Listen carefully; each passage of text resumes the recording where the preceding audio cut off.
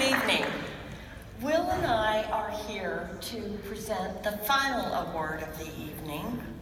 And while I am extremely partial to this particular award winner, because I nominated him, I think you will all agree that we have saved the best for last. The Self-Advocate of the Year, Connor Long, is a young man that some of you may have seen in a movie or two. He's a featured actor in the film Mention. You may have seen him in trailers for an upcoming short film, Learning to Drive. Connor is also a stage actor. But beyond all the glitz and glamour, and I'm sure really hard work that goes into being an actor, Connor has been an effective and tireless advocate for people with intellectual and developmental disabilities in Colorado and around the country. He is well known throughout all the 14 chapters of the ARC in Colorado. We get to see Connor on our ABC affiliate almost every weekend as a sports broadcaster. Again, he's an actor, he's an athlete. He is one of the most outstanding people in the state of Colorado, and he's made his mark on all 100 of our legislators and our governor in the past several years. Last year, Connor helped support legislation to implement the ABLE accounts in Colorado. This year, he has continued his legislative advocacy by testifying in Colorado's House and Senate, meeting individually with committee members and diligently communicating with stakeholders about the progress of legislation and the importance to individuals with IDD. Connor tirelessly advocated for Senate Bill 196, a piece of legislation which funds inclusive programs for students with IDD in Colorado's colleges and universities. Pulling from his personal experiences, Connor left a lasting impact on both the chambers and Colorado's legislature. Following his powerful testimony, as a result, thousands of students with IDD in Colorado will be able to fully participate in the college experience.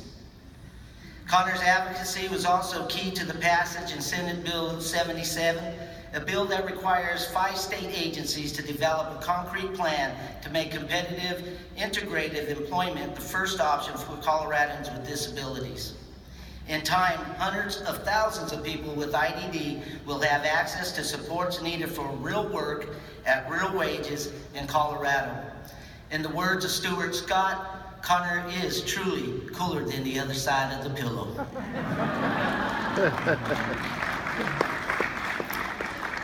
Some of us are lucky enough to have known Connor and to get to know him, and we know he's the man. I mean, he is so cool. He's funny, he's smart, he's very wise, and he's extremely talented. In addition to all of that, he speaks for people with intellectual and developmental disabilities, not just in Colorado, but around the country. There is no finer spokesperson for himself than Connor. And without further ado, and all this stuff about nobody needs any introduction, because usually when someone says that, the person who needs to be introduced does need to be introduced, I want you to meet my dear friend, Connor Long, Self-Advocate of the Year.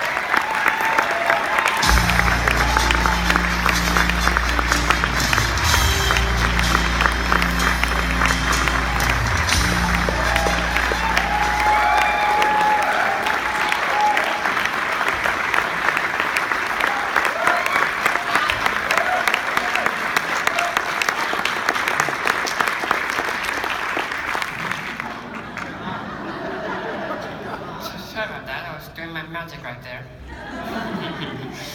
Well, thank you, Mary Jo and Wilfred, for that very nice introduction. You are 2 great friends and examples of the awesome catalysts we have in Colorado's 13 chapters of the ARC. Let's give them a hand, shall we?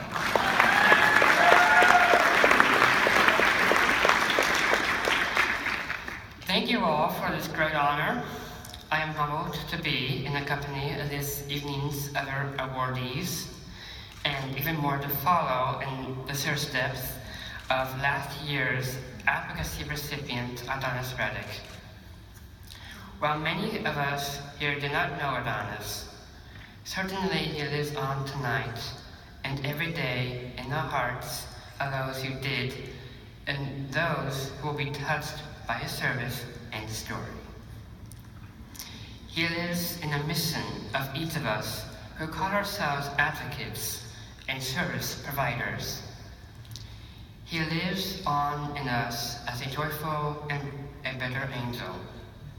Adonis did his job, and we must continue to do ours as best we can, while we can, for our time to do so is simply unpredictable. While you are here to help honor me, you should know that I'm here to honor you. The work you do, the commitment you bring, the love you sow to your community members. Thanks to your work, more and more people with developmental challenges are doing wonderfully ordinary things each and every day.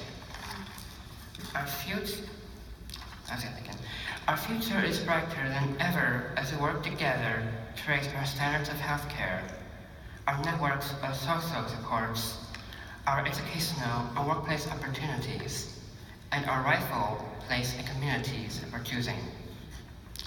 My path to a brighter future has not been, is not now, and will not in the future be easy.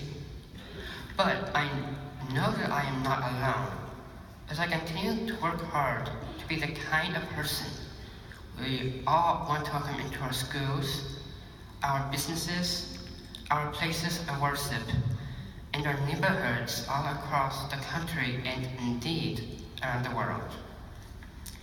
I am here not as a single winner of an award, but as a representative for many millions in the US and around the world. I appreciate this recognition of what my supportive family and friends and I do to advocate for others. We try to live in the spirit of John Wesley, who said, "Do all the good you can, by all the means you can, in all the ways you can, in all the places you can, at all the times you can, to all the people you can, as long as ever you can." Now, that is not always easy or achievable, but always important and worthy of our best efforts.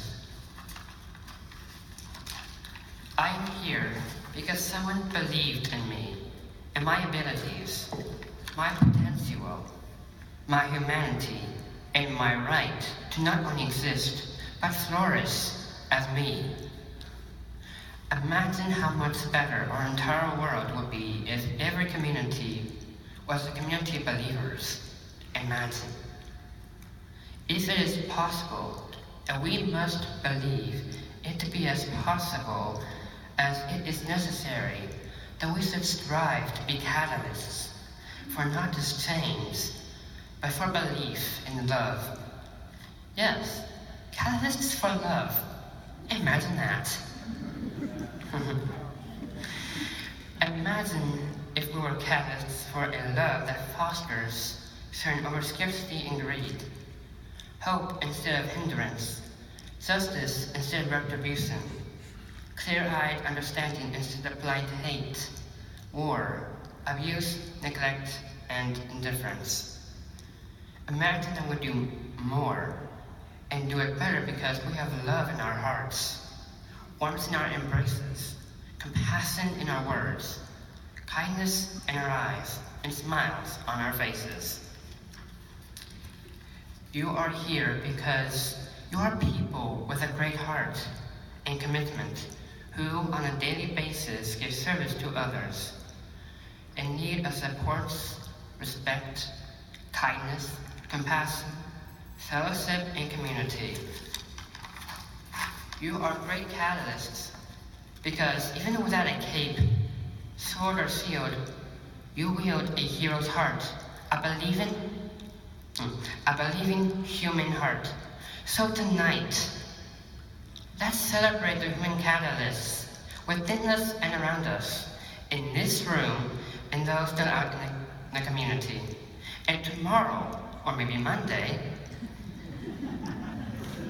let's get up, go back out, and with humble hearts, be courageous and committed, believing and loving in those small moments that add up to creating richer lives for our family, friends, neighbors, and clients. Let's imagine that. Let's believe in that. Then let's go do it.